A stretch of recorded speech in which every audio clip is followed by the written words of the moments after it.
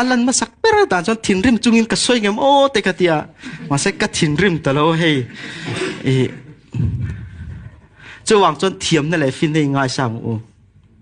orthodox te catholic te hi mileman bia engem mo ne atam te in tir ngo ta nge an origin kha thiam na fin nan ngei sa na wangin form kan ti mo thrau lom pang thil symbol te asap to ka dit analogy kan ti te khát tiếng khát ăn ní cho ăn này ngã ăn ní chú ăn ril ní chú không ăn thu cái ní chú ăn liturgy ăn bát thiên chỉ bay bục tàn bay ek te kan tiếng asap trong tiếng heavy ní ăn bùi thu ní chú i tiếng kan ngày ăn ngót thiên ní lâu anh ấy tăng chọn cái ní protestant te bay chú party ang lắc mình ngay nghe ô te cái tiệt này anh ní chú ăn trong trai chăm tu te sa phết ril taka an pindan kila an le kazirna an ngai tu hang an sam ta chin a chop ka kini chu